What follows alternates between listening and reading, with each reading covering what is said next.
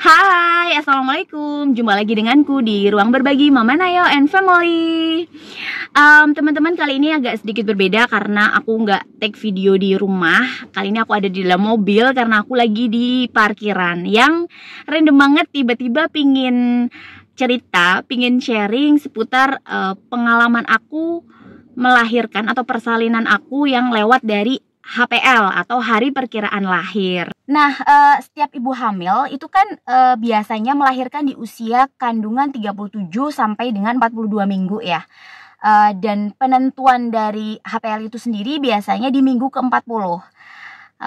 Tetapi akan selalu ada toleransi untuk ibu hamil yang misalnya sudah masuk di masa HPL tetapi belum melahirkan. Nah, biasanya itu masih bisa menunggu selama kondisi kehamilannya itu bagus, janinnya baik, aman, sehat, dan si ibu hamilnya juga kondisinya bagus, itu biasanya masih bisa menunggu sampai dengan usia kandungan 41 minggu dan maksimal 42 minggu. Jadi masa toleransinya itu 1 sampai 2 minggu gitu. Pengalamanku sendiri waktu itu memasuki usia kandungan 40 minggu, sudah masuk HPL tetapi belum ada tanda-tanda mau melahirkan. Bahkan sampai dengan lewat 1 minggu dari tanggal HPL itu masih belum ada tanda-tanda orang mau melahirkan gitu ya. Nggak ada kontraksi hebat yang katanya kontraksinya bisa benar-benar ya sakit, gelombang cinta yang luar biasa kayak gitu itu belum ada. Jadi yang aku rasain tuh kayak masih kontraksi palsu, timbul tenggelam, dan frekuensinya juga masih kayak jauh gitu, nggak sering, kayak sesekali aja kenceng kayak gitu. Tapi bukan yang kontraksi yang bikin aku sakit banget gitu. Sampai di usia kandungan 41 minggu itu dalam 1 minggu aku ada 3 kali kunjungan dokter, sampai dokternya itu nanyain terus, gimana, sudah kenceng belum gitu. Ya belum ada gitu ya, belum ada tanda-tanda melahirkan yang aku rasain. Terus sampai dokternya itu malah ketawa gitu ya, dan bilang, ini si baby betah banget di dalam perut. Sampai akhirnya ada 1 hari jadwalnya kunjungan dokter lagi. Terus itu usia kehamilan 41 minggu sudah mau ke 42 gitu, 42 minggu. Nah, dokter terus nanyain kan, gimana ini, masih mau menunggu atau mau dilahirkan aja? Karena seharusnya ini baby sudah waktunya untuk lahir gitu. Terus aku kan ya bingung ya ditanya seperti itu. Secara waktu itu pengalaman pengalaman kehamilan pertamaku ya, anak pertama. Secara waktu itu pertama kali gitu ya, pastinya aku bingung kalau ditanya seperti itu aku harus jawab gimana ya, karena pinginnya yang terbaik aja gimana. Jadi aku ngikut sarannya dokter aja. Terus dokter bilang gini, kalau misalnya masih kuat menunggu, boleh, ini masih bisa ditunggu 1 minggu lagi. Tapi ya itu dengan pastinya ada kekhawatiran tertentu, ada kekhawatiran tersendiri, karena baby terlalu lama di dalam perut itu juga nggak bagus, apalagi sudah waktunya untuk lahir gitu. Jadi khawatir akan terjadi hal-hal yang amit-amit tidak diinginkan gitu ya. Dan karena ini juga terlihat air ketuban mulai berkurang. Tapi kalau misal mau dilahirkan ya oke, boleh, besok langsung aja datang ke sini, kembali ke sini, masuk lewat IGD dengan bawa surat ini. Dokter sambil kasih kayak selembar surat gitu, itu rujukan persalinan ya. Berikan surat ini ke petugas IGD gitu. Nah, dan kita akan lakukan induksi dulu. Terus kayak aku seketika, induksi gitu. Nggak tahu kenapa ya, mungkin sugesti atau apa, karena mungkin dengar-dengar dari teman, baca dan lain sebagainya kalau induksi itu adalah proses yang sangat nikmat luar biasa, alias ya jadi kayak ada momok tersendiri dengar kata induksi. Wow, kayak aduh lemes aja gitu, gemetaran induksi gitu. Dan yang aku rasakan waktu itu ternyata persalinan direncanakan itu juga deg-degan banget loh, lebih deg-degan daripada kayak persalinan spontan yang aku rasain waktu itu. Karena kayak, serius nih besok mau melahirkan, kayak gitu loh. Sementara aku nggak ngerasain yang gimana-gimana kan. Jadi kayak, gimana rasanya melahirkan tuh, nggak ada bayangan kan. Terus ya sudah, terus kebingungan berikutnya tuh adalah pada saat itu, karena besoknya itu tuh adalah hari lebaran sebenarnya gitu. Jadi ya sudah, tapi akhirnya aku memutuskan waktu itu untuk esok hari aku datang lagi ke rumah sakit, ke IGD untuk induksi. Dan itu jadi induksi sepanjang malam ya. Jadi itu malam lebaran, teman-teman euforia dengan malam takbiran gitu ya, menikmati malam takbiran. Aku di rumah sakit dengan suamiku hanya berdua menikmati proses induksi. Dan yang gak kalah mengesankan itu adalah proses VT, teman-teman. Iya, jadi karena aku induksi 2 kali ya, 2 kali induksi, 2 kali proses induksi.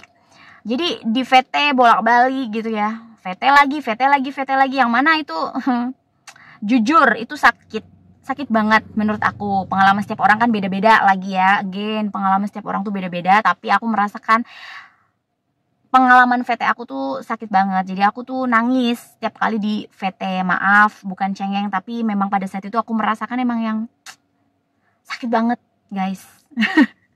Gitu. Jadi di VT berkali-kali sampai dengan induksi pertama, VT gitu, tapi belum ada bukaan. Terus selang 6 jam ya kalau nggak salah, dalam satu malam itu 6 jam berikutnya induksi yang kedua. 6 jam ya, sekitar 6 jam kalau nggak salah. Terus masuk lagi induksi kedua.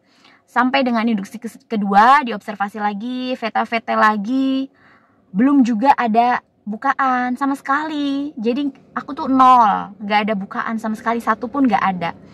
Sampai dengan induksi yang kedua, itu yang aku rasain itu hanya kayak, ya aku nggak merasa kayak kontraksi hebat yang kenceng banget terus kayak mules, kayak pingin bikin orang kayak pingin ngejan, kayak orang mau persalinan gitu loh. Nggak ada. Jadi kayak mules kram. Lebih ke kayak kalau kita lagi datang bulan, kalau kita lagi menstruasi itu kayak gitu kramnya. Cuman kramnya memang lebih berkali-kali lipat lah dibanding kayak kram menstruasi gitu. Nyeri punggung, nyeri pinggul, sama itu kram kayak mau menstruasi gitu, tapi berkali-kali lipat sakitnya.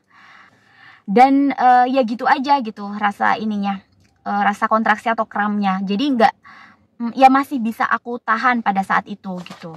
Sampai dengan akhirnya pas periode induksi kedua itu selesai ya gitu, cek lagi yang terakhir kali itu juga sama dicek sama susternya atau sama bidannya, itu ternyata juga belum ada bukaan, 0.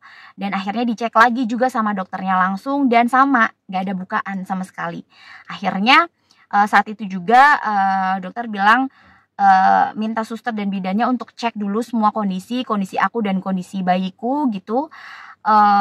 Dan tanya sama aku, masih kuat gak untuk induksi sekali lagi gitu. Kalau misalnya masih kuat, akan kita coba untuk induksi sekali lagi. Tapi kalau sudah enggak ya kita akan lakukan opsi yang lain gitu. Terus aku pada saat itu ya memang aku merasa kayak ya pingin lahiran secara normal kan. Jadi aku masih, insya Allah masih kuat untuk induksi sekali lagi. Oke. Keputusan itu akhirnya dokter minta suster bidan ngecek semua, dan setelah dicek semua masih oke. Terus tapi pada saat cek ini rekam jantung baby itu ternyata ritmenya ketahuan udah ritmenya udah nggak stabil gitu loh. Ritmenya tuh udah mulai nggak beraturan kayak gitu. Terus kan ada gambarannya, nanti mungkin aku tunjukin di sini atau di sini gitu. Jadi udah mulai nggak stabil ritme jantungnya gitu. Takut khawatir fetal disorder gitu ya kalau nggak salah gitu. Jadi ya sudah, takut baby udah mulai jenuh kan di dalam perut. Akhirnya ya saat itu juga dokter memutuskan untuk sesar cito. Perasaan aku waktu itu campur aduk yang kesekian kalinya ya. Jadi dengar dokter bilang oke, ini kita harus sesar cito malam ini juga, sekarang juga, segera disiapkan. Itu tuh kayak aku ini aku tuh mau operasi gitu. Tapi dokter sama suster tuh kayak ini hal yang biasa ya biasa buat mereka ya. Tapi aku kayak operasi tuh ini hal yang besar gitu buat aku. Kayak jiper, takut, campur aduk, ada excited karena mau ketemu baby gitu kan, bayi aku mau lahir, tapi juga ada perasaan yang was-was, wah aku mau operasi tuh kayak gimana gitu. Pengalaman pertama, wajar ya teman-teman, heboh jadinya. Nah terus ya udah aku siapin semua. Dan persiapan sesarnya cepet banget, hanya setengah jam aja waktu itu. Jadi setengah jam berikutnya aku sudah dibawa oleh suster ke ruang bedah gitu. Ya sudah, langsung proses sesar berjalan. Yang aku inget banget di detik-detik itu adalah dingin banget ya di ruang bedah tuh, dingin sekali sampai aku menggigil gitu. Dan ya selang beberapa menit sudah terdengar suara tangis seorang bayi yang aku nantikan ya selama itu. Alhamdulillah akhirnya jagoan kecil aku lahir pukul tepat di pukul 19.41 WIB waktu itu. Jadi malam takbiran, pas malam takbiran, yang akhirnya aku kasih nama dia Aldebaran, yang artinya anak lahir di hari lebaran. Bercanda. Jadi Aldebaran itu adalah nama bintang yang paling terang di rasi Taurus. Jadi zodiaknya kan sama di bulan itu. Aku April, dia Mei. Kita sama-sama Taurus. Jadi aku kasih nama Aldebaran. Yang aku berharap semoga dia kelak menjadi seperti Aldebaran, menjadi bintang yang bersinar terang, at least di hati aku, ibunya. Ya oke teman-teman, di akhir video ini aku akan ambil kesimpulan dari pengalaman pribadi aku melahirkan lewat dari HPL.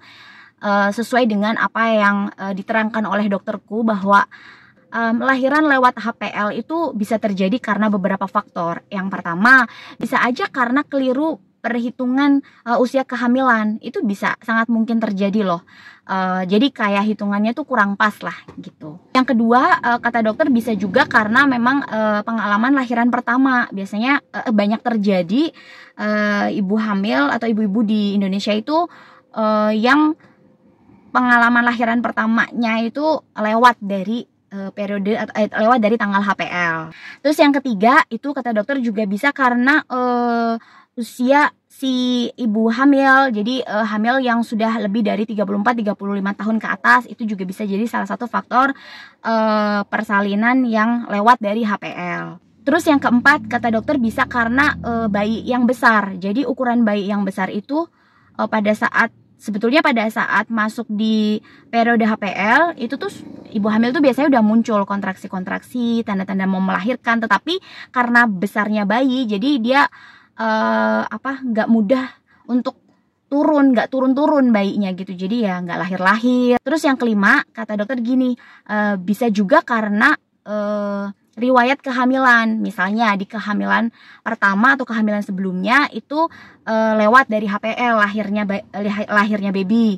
Terus bisa juga kemudian di kehamilan berikutnya juga akan lewat dari HPL. Itu bisa karena faktor itu juga. Jadi teman-teman, lahiran lewat dari HPL itu banyak sekali faktornya. Karena setiap kondisi ibu hamil itu kan juga beda-beda. Jadi buat teman-teman yang mungkin saat ini sedang hamil, sudah mendekati HPL, atau saat ini sudah masuk periode HPL tetapi belum ada kayak belum ngerasain tanda-tanda mau ngelahiran, belum ada kencang-kencang, belum kontraksi hebat dan lain sebagainya, gak apa-apa, jangan terlalu khawatir atau berpikir aneh-aneh dulu. Cek dulu ke dokter, pastikan dulu ke dokter untuk kondisi bayi dan kondisi ibu hamil itu sendiri. Jadi selama dokter bilang ini aman, sehat, dan terpantau, insya Allah akan datang waktunya melahirkan di saat yang tepat gitu ya. Karena ibu hamil yang sudah masuk trimester 3 itu nggak boleh stres, harus relax, harus punya perasaan yang berbahagia gitu. Jadi lingkungan juga harus mensupport suami, dan lingkungan rumah, keluarga yang ada di rumah itu juga harus support biar relax. Jadi kalau relax itu insya Allah akan ada kayak menstimulasi untuk induksi alami juga, itu bagus untuk ibu yang mau melahirkan. Yaitu tadi kembali yang penting pastikan aja kondisi ibu dan bayi itu aman dan sehat.